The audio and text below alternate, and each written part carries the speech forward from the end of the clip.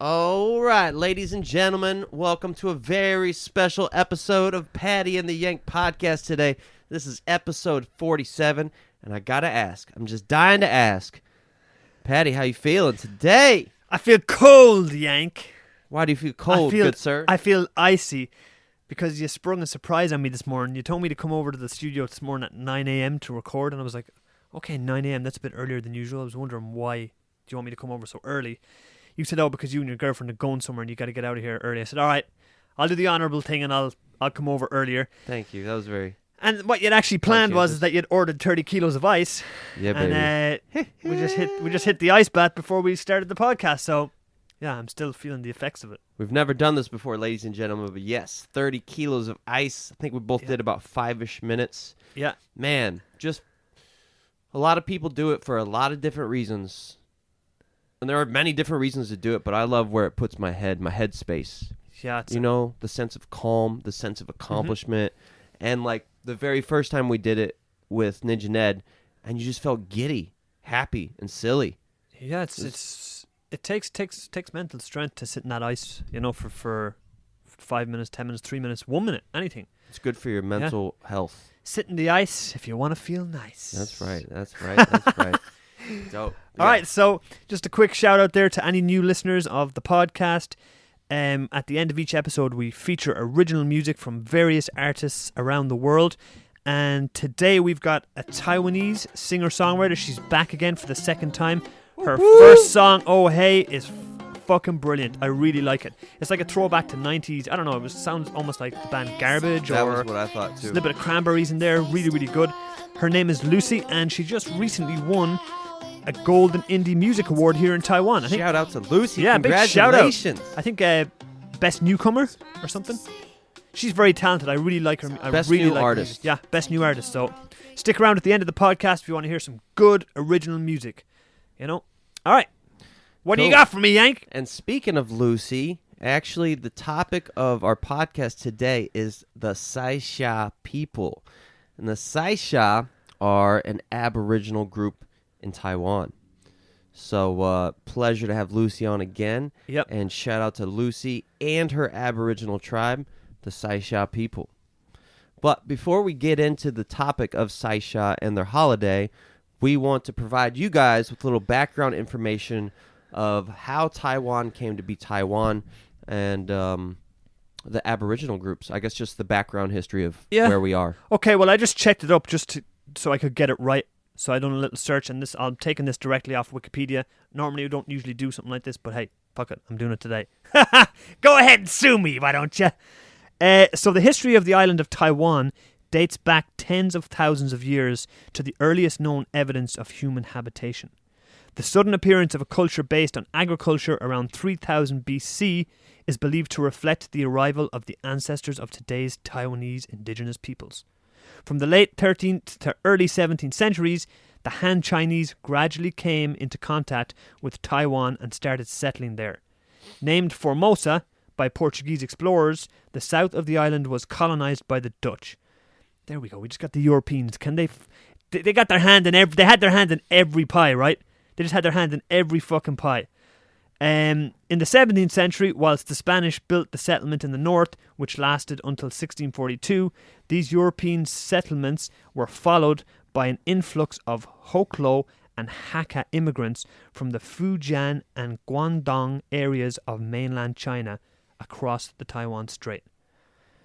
So, okay, in 1945, following the end of hostilities in World War II, the nationalist government of the Republic of China, ROC, Republic of China, led by the KMT, took control of Taiwan. What year was that? I'm sorry. 1945. 1945. Yeah, so in 1945, the KMT took control of Taiwan. The legality and nature of its control of Taiwan, including transfer of sovereignty, is debated. Now, I just want to stop you for 1 second because I'm on the Taiwan government page, and it says the ROC, Republic of China, was founded in 1912 in China. Mm-hmm. Okay. At that time, Taiwan was under Japanese colonial rule as a result of the 1895 Treaty of Shimonoseki. I don't think I said that right. That sounds Japanese, right? Yeah. The ROC government began exercising jurisdiction over Taiwan in 1945 after Japan surrendered at the end of World War II. The ROC government relocated to Taiwan in 1949. Okay, so I think it's kind of the base framework, right? So you're going to tell us about this tribe or this Aboriginal people? Yeah, so, in China, they had a civil war. They had a civil war between the communists and I guess we're calling it the ROC. And the communists won. As a result of that, the KMT party, the Kuomintang, came to Taiwan and sort of did what Europeans do, which took the place over. Yeah.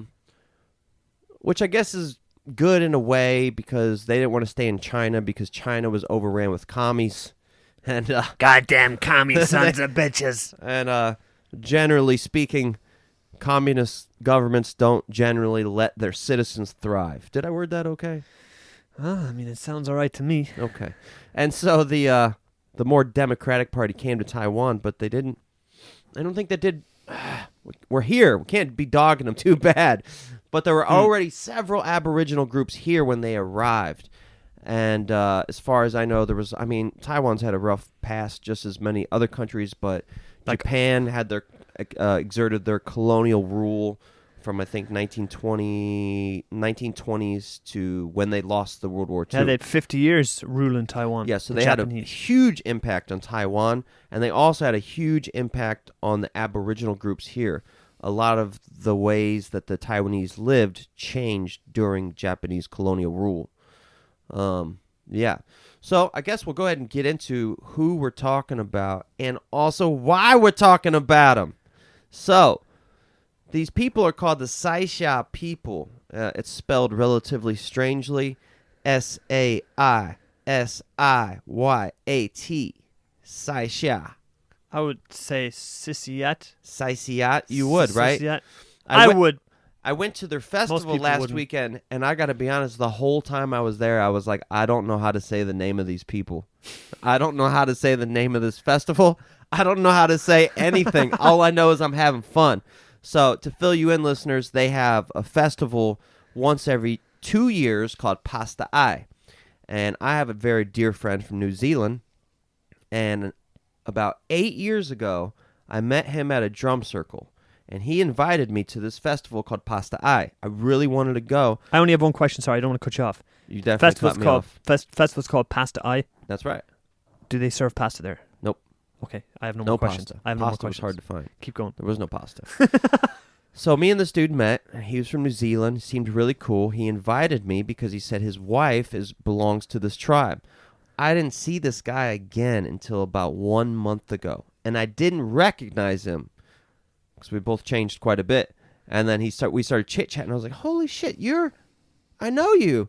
I met you like 7 years ago. And then he's like, oh. Then he remembered me, and he's like, dude, we're having another festival. And that's crazy how lucky I was because it's once every 2 years. Oh, shit. And he's like, next month. And I'm like, shit, sign me up. I'm 100% down. And I went, and it was amazing. It was hard to leave. It was just too much fun. It was just way, way, way too much fun. So this was a festival celebrating this Aboriginal people? It's not really a celebration of them. We're going to get there. But before we get there, I'm just going to give you a little bit of background information about these people. Cool. So they live in Hsinchu and Miaoli. You know those places? It's in the south. In the south. It's kind of like central almost, but it's south of Taipei. In 2000, their population was about 5,000. So they're only about 1% of the total Taiwan population. And people are also worried because their population is declining, because a lot of the younger people are leaving, going to the bigger cities, looking for jobs. And also the Ministry of Education is worried about losing their language because up to now it's been passed down orally with no written system, I believe. I hope I got that right. And so there have been some efforts by the Ministry of Education to creating a written system so we can preserve the language. Okay. Pretty cool. I think that's a very important thing to do. So the language they speak is Austronesian, and it's related to other Aboriginal groups, like groups from Hawaii, and also New Zealand, which is interesting because my buddy's from New Zealand, and he married a Saisiyat woman, and so his kids are actually the result of like two different Aboriginal groups that are actually related. Assuming that he has Aboriginal blood, but I would guess that he does. Yeah. Yep. So these people, the Saisiyat, so I found on the internet, there's not a lot of information about these people, which made them even more fascinating. I know what he told me. I know what I learned at the festival. I found one YouTube video and 3 articles. There is not a lot of information about these people on the internet. That's how like little known they are. Mysterious people, which makes them even more interesting, right? Yeah. So, they used to engage in headhunting. The reason I just told you that is because I found an article that said they engage in headhunting. I don't really know if that's true. Really? But Ed Gein used to read magazines about headhunting, and I could not include this. I'm not even really exactly sure what headhunting means. Isn't headhunting like where you fight battles with other tribes, or you just go and capture people and kill them, and then you take their heads and you wear their head, like they shrink the head? Do they shrink the head? Or is that shrunken heads? And they wear the heads then on their bodies when they go to fight again? Is that probably? How do you shrink a head? You've never seen? Ed Gein did it. How do you shrink a head? I'm not sure. I have no prior experience in head shrinking. Well, the next podcast, head shrinking 101. Oasis had a good song called Head Shrinker. Shrinker. Yeah, I think that's what they've done. They would wear the shrunken heads on their body, and it would show you how many heads they'd taken. Okay, while I was at this Pasta Eye Festival, there was this dude I met that had this necklace, because I think I had my tooth necklace on, and he had 2 wild boar horns that actually come up like this, right? But to make the necklace, he flipped them upside down and had a perfect circle. Huh. Dude, it was a fucking cool That's pretty necklace. wild. Yeah.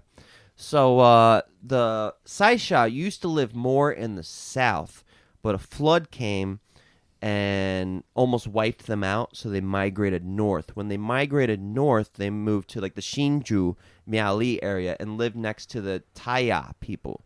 Taya is Atayyal. Have you seen this word before? I have not, Your Honor. It's pretty common in Taiwan. But they lived peacefully among the Ataya. I think it's Ataya. But I think you actually say it Taya. I met a lot of these people. So now when I went there, there's a lot of mixture of local Aboriginal tribes. There's like the Taya and Saisiyat, and I think those are the 2 most common. And most of the people we met were mixed. They were Saisiyat and Taya mixed. Like a mixed drink. You ruin everything. Hey, you just feed me the ammo. I just load it, and then I explode it. Okay, so how the Saisiyat people got their name, I found it a couple of different places, some weird, conflicting stories, so we'll just kind of dive in and see what sense we can make of them. But there was a god named Navajo, and he used his power and magic to create the ancestors of the Saisiyat. The ancestors all came from the flesh, bones, stomach, and intestines that were thrown in the sea from somebody. And that's where I'm a little bit unclear, is where the flesh, bones, stomach, intestines came from, because I have another account here that says it came from the god himself, and another that says the god found this man, and he was worried this was going to be the last man, so he smashed this man, and like smashed him and broke him into pieces and threw him into the ocean, and then all his separate pieces became human beings. That's a nice story. Yeah, and here's a different account which says there was a flood, separated all the humans, and the god didn't know what to do. Yeah. And a man sat on a weaving loom and floated to Arubia Mountain. There he found the god we were just talking about, Mr. Opanabohan, and the god grabbed the man. And he was scared that if this flood got bigger and this flood got worse, all men would go extinct. So he killed the man, pounded his flesh, chanted an incantation, and threw the flesh of the dismembered corpse into the sea. Then the god cut his intestines. I'm not sure if it's the god's intestines or the man's intestines. Yeah. Maybe the god's intestines. God cut his intestines and threw them into the sea. The intestines turned into human beings.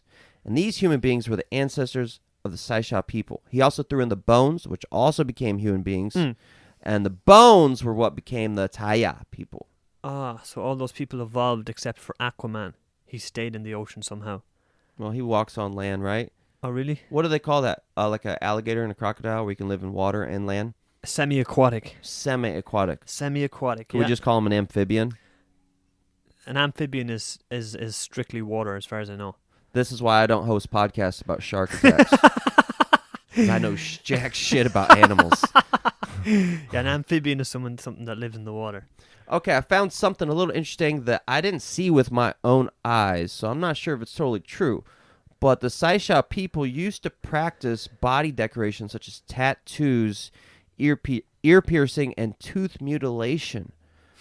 I didn't see that, but it's very possible that when the Japanese colonized Taiwan, they made them stop. Because the Japanese made them do a lot of stuff they didn't want to do. I mean, the Japanese were really kind of the bad guys here. Yeah. You know, like when they go into any country, and they're like, you can no longer dance, you can no longer pray to your gods, you can no longer take ayahuasca, you can no longer take like the Aztecs, right? That's kind of what they did. You can no longer take mushrooms, you can no longer take peyote. It was the exact same thing with the Brits in Ireland. Yeah. They broke up everything. You weren't allowed to go to church. You weren't allowed to go to school. You weren't allowed to speak your Gaelic language. All those things. That's how. So the conquerors. Did they try to like ban like Druid and Celtic beliefs? Oh, that's going back a long. Oh, they tried to ban everything you believe. They want you to believe what they believe. That's the colonizing mind, right? Yeah. The conqueror over the conquered is like, you know what I mean? They've got to convert you, or I guess kill you. You know what I mean? Or work you to death, or whatever it is. So convert or be killed. Yeah, man. I bet a lot of people heard that. You know, so that's what they do. But taking away the language is a big one. So, men and women both get tattoos or got tattoos. I didn't see one person with tattoos. It says men got the tattoos on their forehead and their chin. Women only got tattoos on their forehead. Okay. I've always admired that. Really, I think it's beautiful. The forehead and the chin reminds me of some Amazonian tribes. Yeah. They will commonly get tattoos there on the lower lip and the like chin. Stuff going down on the chin. Yeah. Or in Myanmar, right? They have some really cool, or they just have those necklaces that elongate the neck. Yeah, that's right. Yeah. I think there's a tribe in Africa as well that do that. The long neck tribe, they're called, I think. I think that stuff is beautiful, man. And I can't believe for Halloween I put fake tattoos on my neck and my head, and my school said cool.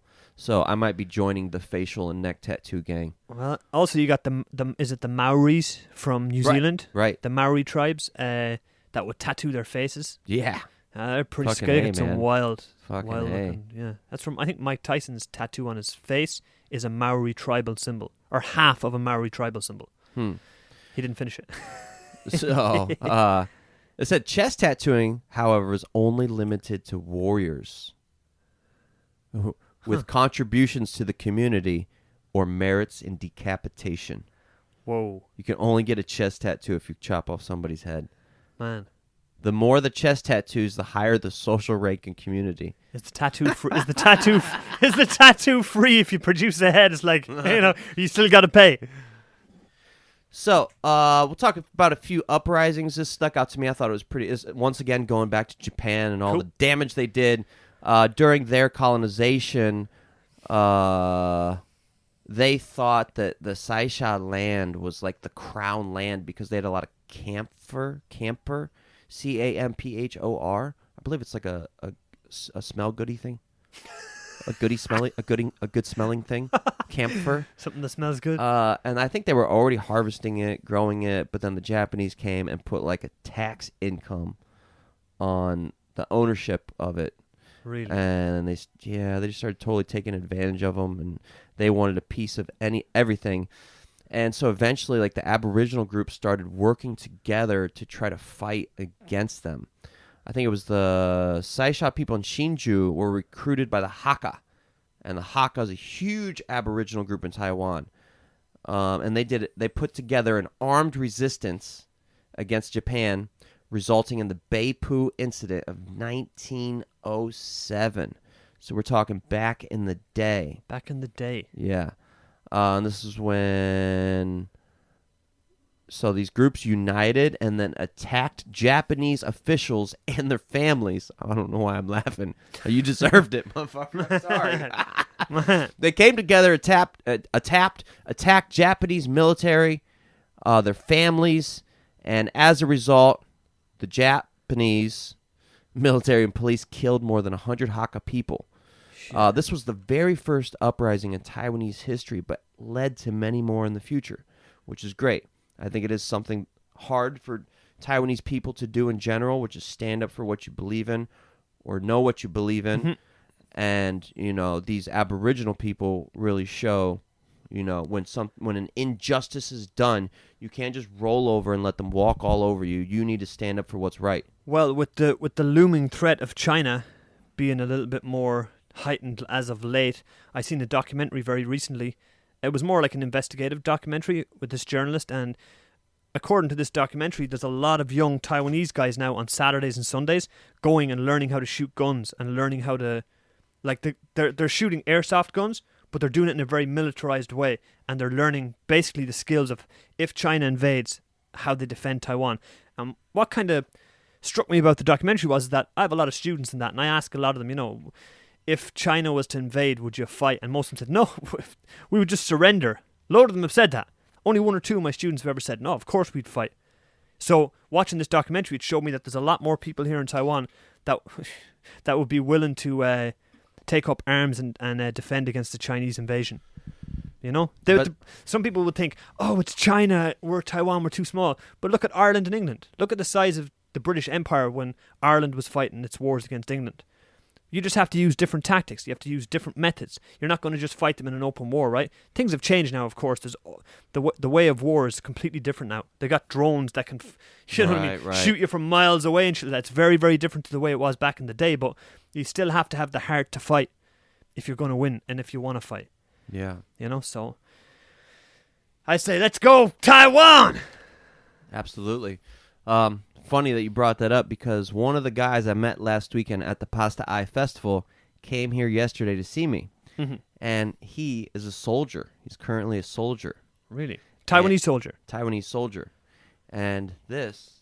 Okay, so you have a glass bottle there full of some kind of liquid? This is called Xiaomijio. Xiaomijio? Xiaomijio. Okay. This is rice wine. And this is what you drink when you're with the Aboriginal people. Okay. And there's really no saying no. When you're there, when you're in it, when you're with the man, everybody everywhere has a bottle of this and everybody's pouring you a glass or you're pouring them a glass. Really? I think my first night I might have drank 5 of these. What the hell? Is it strong? You tell me. You want to try? Okay, fuck it. Why not? Man, this shit's... My girlfriend just had me pour her a glass and it's 11:30 in the damn morning. I told you she's got a drinking problem. So this is called what? Xiaomijio. Xiaomijio. And if you were to translate it to Just give me a little drop. Give me a little taste. All right, that's good. If you were to translate it to English, it would just be called rice wine. But this shit is... It's like... It's magical, man. It's like... I don't know. It's a deep cultural Aboriginal connection to who they are, what they represent. They're heavy drinkers, as are most native peoples in the world, right? But I tell you one thing, man. Those motherfuckers know how to have fun. They know how to have fun. Sláinte. Sláinte. And in Chinese, they say ganbei. Yeah, ganbei. Which means you have to drink the whole thing. Yeah. You say ganbei, you have to drink the whole thing. Well, I go against these rules, so I'm going to say ganbei and not drink. I'm going to say sláinte. Sláinte. Which means cheers in Ireland. Let's have a little taste of this. That's not bad at all. You like it? I think it's a lot of like fermentation. I mean, it's not something I could see myself sitting down and drinking pretty regular, but this is a party drink. It's all right. It's not terrible. Is it home brewed? Yes. It's got that home brewed feel to it or taste. So where we stayed, so I told you I met my buddy 8 years ago. He invited me to stay. He said, when you get here, come find me. I found him. And I was like, how much are tickets? He's like, you don't pay for tickets. You just pay the grandma and the grandpa. Because this is their land. Okay. And you just pay them. He's like, here's a red envelope. Put your money in the red envelope. And when you meet the grandma or the grandfather, you just hand them the red envelope respectfully. Yeah. Sunday morning, we found the grandma and grandpa. We handed her it's called a hongbao, the red envelope. They also do it in Chinese New Year to give money. And then we were getting ready to leave, and my buddy's like, "Hey, the grandma wants she needs to talk to you. She needs to talk to you." And we go over there, and we're like, "Oh, hello," and she handed us a bag of 6 bottles for free Of this stuff. to take home. Man, it's not bad. This is not bad at all. Really unique, right? Have you ever had anything like it? Ninja Ned's, some of Ninja Ned's homebrews would. It's making me just think of that because of the homebrewed sort of feeling to it. Yeah, but it's like not- kind of yeah. We should try to describe it, right? Go Because ahead. people in the U.S. or Europe or anywhere that's not Asia, I guess, you Yeah. probably never had anything like it. It's It's warming as well. It's kind of warming, but not in an overwhelming way like if you drank whiskey or brandy. sour, But also sweet. not bitter. Yeah, it's sour with a tad winkle of sweet. That's not bad at all, actually. Is it strong? Yes. It's very strong. I'll tell you right now. Yeah. I personally stick to the belief that this shit gets you high. What? I think so. I don't really know. I don't think there's any like sort of psychoactive substance other than alcohol, but man, when I drink this stuff, Can I have a look at the bottle there, real quick? yeah, there's nothing on it, but have a look. Yeah, it looks like some kind of moonshine or poaching or... I can't even put it... I don't even know what it smells like. I have no idea. But it's not bad. Okay, cool. So now we're going to go ahead and jump into the festival that I went to last weekend, which is called Pasta Eye. And again, we just want to confirm there was no pasta at this There's festival. no pasta. So all you Italians, don't go. Pasta Eye actually means ritual of the little black people. No comment. Okay. I wanted to wait to see if you What? would have a comment or not. Ritual of the little black people. Yes, that's the direct translation. Okay. The short black men the festival celebrates are one of the most ancient types of modern humans on the planet, and their kin still survive in Asia today. They are said to be diminutive Africoids and are variously called pygmies, negritos, and aeta. They are found in the Philippines, northern Malaysia, Thailand, Sumatra, Indonesia, and other places. So these little black people were like almost like black-skinned hominids that were very dwarf-like. This festival is also called the Dwarf Festival. There are many different... It's called the Dwarf Festival. Well, it's called like the ritual... It's called like the ritual of the little black people, but it's like it has a few different names. Another name for it is the Dwarf Festival because these little black people... The Dwarf Spirit Ceremony is another name for it. So you could call them dwarfs, you call them little black people, you can call them pygmies. They're actually called Da'ai. Da meaning big, I meaning love. Yes. So that was the name of them as an ethnic group. So this dwarf spirit ceremony or the celebration of the little black people is held on or around October 15th every year according to the lunar calendar. And this year it was on the same day as a lunar eclipse. Pretty dope. Yeah. Pretty dope. Close to Halloween as well. Pretty close to Halloween as well. So I'm just going to spitball this thing the best I can remember because I've studied it extensively over the past several days. That alcohol's leaving a funny taste in my mouth. Yeah. So the Saisiyat were living south of Hsinchu and Miaoli, and then there was a terrible flood that almost wiped out the people. So they migrated north. They migrated north to Miaoli and Hsinchu area where they found the Ataya people. Now they lived on one mountain, and then there was a valley and another mountain. On that other mountain was the Da'ai, a.k.a. the little black people or the dwarves. And so the Saisiyat weren't really familiar with the area, so the Da'ai taught them, like, oh, you can eat this plant, don't eat that plant, these are good seeds, you can plant them here. Basically told them how to survive in this new area. And the Saisiyat and the Da'ai became pretty good friends. So they were living in harmony, essentially, planting, farming, doing all that kind of stuff, hunting. But the problem was the Da'ai really liked the Saisiyat women. They had they had the hots for the Saisiyat women and would often molest the women. Okay. And one thing that made it easy for them to molest the women is how black their skin was, made it easy for them to sneak in unnoticed. What? Yes. Like Navy SEALs, like they're all... if you think about it, they really were. I mean, they're like Aboriginal hominids living in the mountains, very dark skinned. You know, they could just like a monkey stealing your phone out of your pocket without you even knowing it happened. So they were living fine, but then these molestations kept going. And one time, one of the Saisiyat saw the Da'ai raping or molesting one of their women, and he got really angry. So between these two mountains was a bridge. The bridge was held up by some ropes. So this angered man goes over and unties the ropes because they were having a party at the time. Yep. The Da'ai were over partying with the Saisiyat. Okay. So this man gets all mad, goes over, unties the ropes under the bridge so that when they walk past across the bridge, it'll fall. This part is a little unclear to me because I've heard it told two different ways. One way I heard it told was the man untied the ropes so that after the Da'ai crossed the bridge would collapse and the Da'ai could no longer come over. The other story I heard is the Da'ai were walking across the bridge to go back to their homeland, and the bridge collapsed and everybody died. Either way, the bridge collapsed and everybody died. Except for two people. Two or one. Also, not entirely sure if it was one or two. Yeah. But the main survivor was a shaman. And he said he started threatening them. I will send poison through the earth. I will kill every crop you plant. I will wipe you guys out unless you have a ceremony for me every year for the rest of your existence, apologizing to me and my people. I mean, that doesn't seem like the worst of, compromises, does it? We just killed your entire people.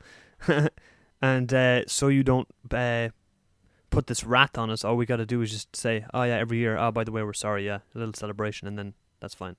Also, these guys must have definitely stuck in a big group because they would have all had to have crossed this bridge at the same time for it to collapse and them all to die, right? You got to wonder how big the bridge was, right? Yeah, and they all leave the party at the same time. Yeah. No stragglers. So they did start doing this party. They started doing this celebration. And but then the Japanese, right? Fuck everything up. They were doing it every single year until the Japanese came around. The Japanese said, no, you can't do this. You can do it once every 2 years, but that's it. So now they do the celebration once every 2 years. Every 10 years, they have a huge celebration. So now let's get into the details of what the ceremony actually consists of. All right. This is pretty interesting, and my buddy told me about this a little bit while I was there. So the Pasta Eye Festival was Saturday, Sunday, Monday, Tuesday. It's a 4-day music festival of constant drinking and dancing. Man. I showed up late Saturday, and we drank a lot. We ate a lot of stinky tofu and wild boar and onions. Oh, wild boar. Nice. And we passed out at like 2:30 in the morning. Huh. Wake up the next day at 11 a.m., I wake up, my buddy, hey, man, what's up? He's like, I'm tired. I'm like, what's going on? He's like, I went to bed at 10. I'm like, 10? You went to bed? You went to bed early. He's like, no, 10 a.m. I'm like, you went to bed at 10 a.m.? He's like, yeah, Grandma and Grandpa just cooked breakfast for everybody in the village. I'm like, what? The whole party kept going till 10 a.m.? He's like, yeah, man. Yeah. Why'd you guys go to bed so early? I'm like, I don't know. Like, my girlfriend was tired, so I walked her back, and then she laid down, and then I kind of just fell in the tent and never got back up again. Yeah. 5 bottles of Xiaomijo in. I couldn't Holy function hell. much, but they actually stay up all night, every night for the 4 days, dancing and drinking constantly. Whoa. So they know how to party, huh? Yeah, so at the beginning of the party, well, the first thing you do when you get there is you go to this little like tent type thing, and they tie a piece of specific grass around your head or your arm. Yeah. And the reason you wear that grass is so the dwarf black people cannot come in you, afflict you, or try to trick you. Yeah. And so he's like, dude, if this grass falls off, you need to go get another one right away. So inevitably, my grass fell off. And I went and got another one. This time I had him tied on my head. Many times. Only 2 times. Only 2 times. But cool. I kept that grass. I don't know if there's some people that are real spiritual and they really look at your eyes and they say, dude, this is for real. I take them serious. So I was like, I don't know what's going on, but I'm taking you serious, so I'm taking you serious. Following suit, yeah. So I put on the grass on my head. So the next thing they do is they actually summon the spirit.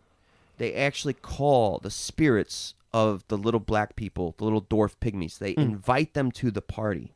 And that's why it's important to have this string of grass around your head, because they are now all at the party. So you're at this party, you're dancing, you're singing, you're talking, but at the same time, there are spirits of little black dwarves running all around everywhere all the time. So you have to keep yourself protected, be mindful, and also your job is to entertain these people and have fun with them and keep them happy so that when the festival's over, they go back to sleeping or whatever, and they're happy, the shaman is happy, and everybody can harvest their food and nobody gets hurt. So you summon the spirit and then you contact the spirit. Everybody puts on like specific dancing gowns, and they wear hip bells, which were really, really cool. And you keep dancing and you keep talking. And so it's pretty cool. When you're there, okay, and then you do the entertainment, and you do the entertainment. So the entertainment, everybody stands in like this big circle, and you hold hands with the person in front of you, and you hold hands with the person behind you. And you're kind of constantly moving forward and back in the spiral type thing. And when I was doing it, I must have been doing it with like at 60 to 100 people. We're all holding hands. Everybody's got bells on. You hear just like you guys heard at the beginning of this episode. Yeah. And the music never stops, and it's this consistent like trance-like. Dude, you go into a total transcendental state. And like when I came back to Taipei, I was still in this transcendental state, like, man, I don't really know what's going on. I just know that like I was like in space. And now I'm trying to come back to civilization, but I do not feel in touch with the city. I feel in touch with the mountains. Like I shouldn't have left. Yeah. I should have stayed, because I showed up on Saturday. The festival kept going until Tuesday, but I had to leave Sunday afternoon because I had to work on Monday. So you're dancing, right? And you're dancing in this kind of like spiral. And sometimes you make a circle. In the middle of the circle, there's nobody there. There's never anybody there. I didn't know why until I did some research. The reason nobody can be in the middle of the circle is because that's where the black pygmies are. So you're not allowed to go in the middle of the circle because you're entertaining them with your dance. Really? Yes. Man, that sounds wild. Dude, it was so much That sounds fun. wild. It was so much fun. So you invite the spirits, you entertain the spirits, you party, sing, and dance with the spirits, and then eventually you send the spirits off. You send them back. You send the little black spirits back to the wild. And then after the ritual, they do like a rewards and celebration. That's basically it. And I got to say, it was cool. So I showed up. I walk up. Everybody's in red, I don't know how to say it, red beaded clothing. Very nice, very sweet. Everybody's beautiful. Everybody wants to talk to you. Everybody wants to drink. You're drinking with everybody. You're dancing with everybody. And it was extremely liberating. And huge fires everywhere. And it was, oh man, it was crazy. So Sunday morning we wake up at 11 a.m. Everybody's sleeping because everybody had just gone to sleep. I'm like, hey baby, let's just go for a walk and check things out. I can't find anybody that's awake. Then we finally pass one food stall. I see a guy. I hear like Kobe or something. I'm like, huh? I'm like, what did he say? She's like, I think he said coffee. I'm like, what? He's like, Taiwanese coffee. I'm like, oh, thank God. I'm so tired. Yeah. Let's go over here, baby. Taiwanese coffee. What was the Taiwanese coffee? Xiaomijiu. This is Taiwanese coffee. Really? Yeah. So we start drinking at like 11 in the morning. Yeah. Fucking wasted by 3 p.m. And then we got to figure out how to come down the mountain. Well, getting up the mountain wasn't easy, let alone getting down the mountain 3 p.m. wasted on a Sunday. Man. But we did, and we came down. We made so many friends, and it was really great. And I'm going to go again, but next time I go, I'm staying for the full 4 days. And one thing my buddy told me while I was there was on the second day, Sunday, they were going to sacrifice a hog, a wild boar. And he's like, that's usually a bit much for me. I'm like, why? And he's like, because it takes a while to kill the boar. Like, you got to slit the throat, and the thing just keeps squealing and squealing. Oh, shit. And then they butcher it together, and then eventually they cook it, and they eat it. And I was like, shit, I'm kind of sad I'm missing that. Because I actually have done that once before. Really? You butchered a wild boar? Well, I butcher babies on the regular, but this would have been my... I butcher babies on the regular. Oh. It's irregular. In about 2014, I was going to a university that did service learning trips. God, I don't know who you are that's listening, but I know somebody is in college and you're listening. If your university has service learning trips, you need to go on one.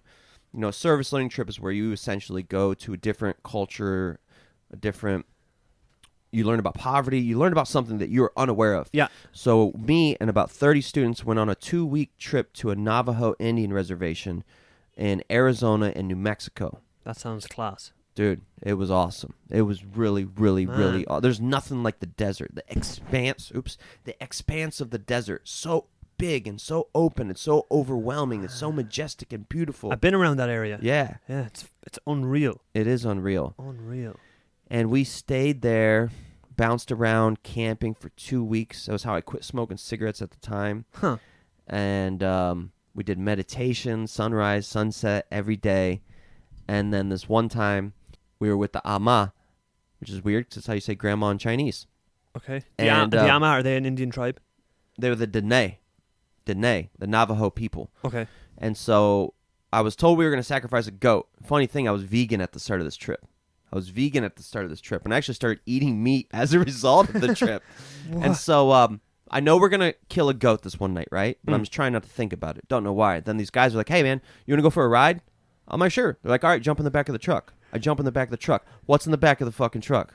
A goat. The goat tied up. Oh, man. So What? So then all of a sudden I'm sitting there looking at the goat and I'm like, oh, man, like, I'm really sorry, but, like, thank you. Don't even do that. This see is what I did. You see out of those movies like in Goodfellas and they bring the guy for a ride. It's like he's like, everything going to be okay? Yeah, don't worry about it, Tommy. Everything's going to be fine. Everything's going to be just fine. Yeah, Yeah, sit in the front of the car there. You know, you're doing that with the then goat. he gets shot in the back of the head. Yeah, you're doing that with the fucking goat. You know what I mean? It's going to be okay, buddy. Everything's going to be just fine. Well, I was like, I'm sorry. Thank you for serving. Thank you for providing. Like, I felt like I was doing what I should. Like, what else can I do? And he's lying there tied up going, fuck you. He kind of was making it. Untie me, you ungrateful son of a bitch. So I ride in the truck with the goat, have a long conversation, go wherever we went, come back. And then later that night, it's time, right? And, like, all the local natives are out, and mostly a lot of old ladies, and they're getting ready. And then all of a sudden, I'm kind of just standing there like, fuck, how did I get here? Why am I standing so close to the goat? And the Ama and 2 other old ladies walk up to the goat. Yeah. And all of a sudden, the Ama's like grabbing me and pulling me over. I'm like, what? She's pulling me. I'm like, what? And she has me lift the goat's head and she slices the goat's throat. I was like, how the hell did I just get so personally involved in this thing? Like, the universe clearly didn't want me to be your vegan. Your accessory right there, your accessory. Huh? Yeah. Holy hell. So I helped her slice the goat's throat. I heard that they cry like a child or like a baby. We had goats, many goats growing up as kids. We had goats. And we never slaughtered them, but someone told us that they'd killed the goat before slaughtered the goat. And they said that they'd never do it again because it cried like a child when they were in the process of doing it. I don't remember. No? I remember the sound of air leaving the goat. Really? Yeah. But who knows? You know, we've talked about memory before and how memory can be distorted. Maybe the goat did cry. I blocked it out. Yeah. He said, my buddy who was at the Pasta Eye, he said the sound of the wild boar getting killed is pretty, like, a bit much. Yeah. Because it just keeps squealing and squealing and squealing. Well, of course, something that doesn't want to die and it's being like butchered, of course. You know what I mean? It's going to fight to the last fucking breath, right?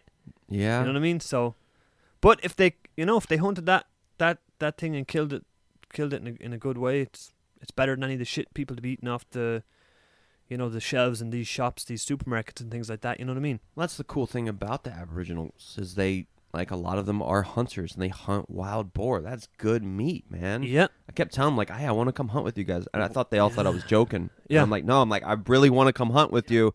Can I come back? Can you teach me? Can we go on a hunt? Like, I really, really want to hunt. Yeah. I just feel like as a human, it's something I should experience at least once. Well, I guess I already killed a goat, kind of. So you're accessory to murder of the goat. So we cut the goat's throat, all the blood drains out, and then all of us start just taking the fur off, taking the skin off, separating it. Yeah. We take it into these little shelters. Everybody's given different organs and told what to do with the organs. And I'm like chopping up organs, and I remember we took the head, wrapped it in foil, and threw it in the fire for breakfast the next morning. And hey, waste not, one not. We finish, right? Yeah. And then Everything's being cooked, and I'm feeling very grossed out. And then the food's done. I'm just fast forwarding pretty quick, and they put it in front of me, and I'm looking at it, and then I look at my hands, and I look at the food, and then I look at my hands. I realize I'm about to eat with my hands, and I'm like, I just touched this dead animal with my hands. Then I look at my fingernails and realize there's like dried blood behind my fingernails, and immediately just start gagging. Like, oh, I can't do this. Really? No, it's like there's blood from the goat behind my fingernails. I feel like I can still smell the raw animal in my damn hands, and now I'm supposed to start eating the cooked animal with the same hands? I'm like, Professor, I can't do it. He's like, just take it and go bury it somewhere. Do not let them see you. I'm like, all right, I cannot eat it. I'm sorry. Holy hell. But eventually, as a result, I started eating meat. I don't remember how logically that made sense, but it made sense. And another thing that we did that was really amazing was we built a sweat lodge. It was pretty cool, man. A sweat lodge. A sweat lodge. We spent all evening, I believe, gathering twigs and branches to create this little dome. And then after we created this dome, we covered the dome with animal skins. And then we dug a pit in the middle of the dome. And there was just one little entrance that you'd have to crawl in. Then outside of the dome, we dug another pit. Oh no, what did we do? We built a fire and then got a whole bunch of rocks, decent-sized rocks. Okay. And put them in the fire. Like a homemade sauna. Yeah, kind of. And so the fire's outside of the dome. Yeah. And the rocks are on the fire cooking. And the rocks cooked all night. We go to bed. Professor wakes us up about 4:30 in the morning. Yeah. So we can come there for sunrise. Yeah. So I'd say it was about me and 10 other guys-ish. We're standing out there, and then we strip down butt naked. Standing in a circle, watching the sunrise. Have no idea what's about to go on. And then we start carrying the rocks from outside inside. I didn't do it. I think the shaman must have done it. Yeah. Somebody took the rocks inside the dome, in the middle of the dome, in a pit in the ground. Yeah. You with me? I'm with you. Okay, cool. And then they're like, all right, so now all of you guys are going to crawl into this dome on your hands and feet. And before you go in the dome, you have to let out your war cry. So you're all naked. We're all naked. And he's telling you to get on your hands and feet. Yep. That's get on your knees. Climb into this dark that's room. That's when I would have been like, yeah, I'm going to try and sneak my way out of this one. And so they're like, you have to let out your war cry. I seen the human centipede. Sorry, go on. You have to let out your war cry because this dome is a symbol of the mother's womb. And when we go into the sweat lodge, we're going back into the mother's womb. So you let out a scream when you go in because you let out a scream when you came out, right? Right, but why would you want to go back in? I think to explore your subconscious. Really? Yes. So they're trying to replicate like the womb in this sweat lodge. Well, we each let out our war cry, crawled in, hunched. I'm going to answer your question. Hunched together, and then he had the rocks in the middle, closed the dome, and then the shaman came in, and he had this big like glove made of eagle feathers, and then he had a metal tin full of water, and he would dip the feathers in the water and then throw them on the rocks, and it would go tss, like a sauna. Kept doing it, and then he had a drum, and he's banging, and before each song that he sang, he would tell us something to focus on. This one, I want you to focus on your future goals. This one, I want you to focus on somebody you love. This one, I want you to focus on a past trauma or something like that. Yeah. And so there was like a theme to each song. And so I think in that way, I mean, when you're in the ice bath or when you're in the sauna or when you're meditating, you do enter a sort of subconscious or transcendental state that gives you access to things you cannot normally access with normal consciousness. And so that's me trying to answer your question. Something I'd like to ask you real quick, which I'm sure our listeners would love to hear, is can you demonstrate your war cry for us now, if you don't mind? Ah! No, I don't think that was it. That sounds more like... I don't think that was it either. I think I have to practice and rehearse this. Your first one didn't sound like a war cry. It sounded like a cry of terror. I think I was thinking about a pig dying when I made that one.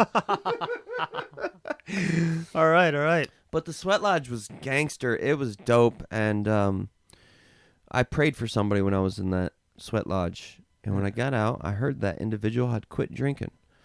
And I believe he did for quite some time. So I don't know. There might be some magic to the sweat lodge. I believe there's magic everywhere and magic in everything. I truly do believe that. But you got to be open to it. And if you're closed to it, you won't see it, you won't feel it, and you won't experience it. But it's everywhere. And it's all around us, begging us to fucking invite it into our life. That sounds good. And you know what? Yeah. Let's leave it there at that. I'm down. That story Ladies there. and gentlemen, cheers. Cheers. Sláinte. What do we call this stuff again? Xiaomijio. Xiaomijio. Good clank. Like, subscribe to the podcast, leave some comments. We got some good feedback on the shark episode, which I thought was good. A lot of people were commenting on that about the woman getting bit in half. They thought that was pretty horrific. You're saying that like it's a good thing. No, Glad I know. you guys like the woman. We had a few people commenting on that and send us messages saying that they thought it was pretty gruesome, but they actually enjoyed the episode.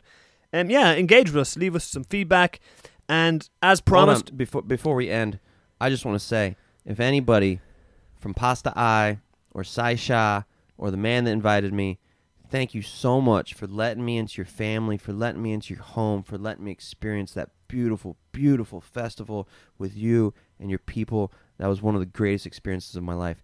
Thank you so much for giving me that opportunity. Awesome. And your Navajo Indian story was pretty damn wild as well. That was awesome. That was wild. That was also fantastic. All right, so as promised, we're going to leave you with Taiwan's up-and-coming singer-songwriter, Lucy, and this song is called Ishahini. I hope I pronounced that right. Isahini. Isahini. This is Lucy. Thank you, Lucy. Peace. Congratulations on your award. Yes. All right.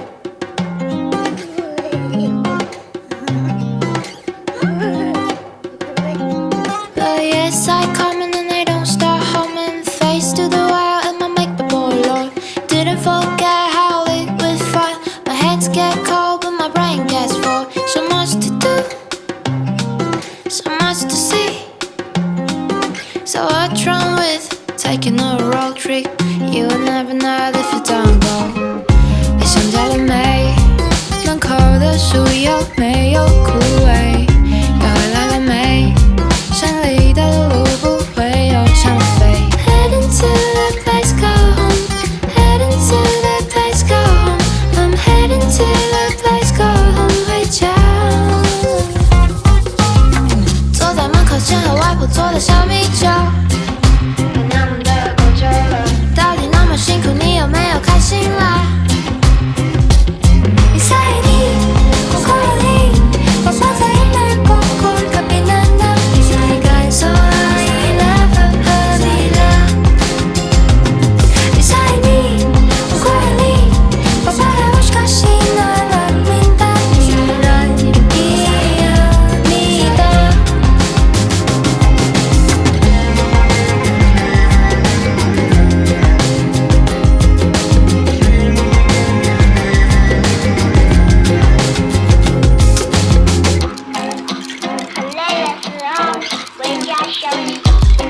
But yes, I come in and I don't start humming. Face to the wall and my mate would blow low. Didn't forget how it was fun. My hands get cold but my brain gets full. So much to do, so much to see. So what's wrong with taking a road trip? You will never know if you don't go. 我不能让它熄灭这个夜，我才不会加速跟着音乐找回家的路。我不能让它熄灭这个夜，我没有人想睡，时间宝贵。Heading to the place, go home. Heading to the place, go home. I'm heading to the place, go home. 回家。坐在门口见和外婆做的小米酒。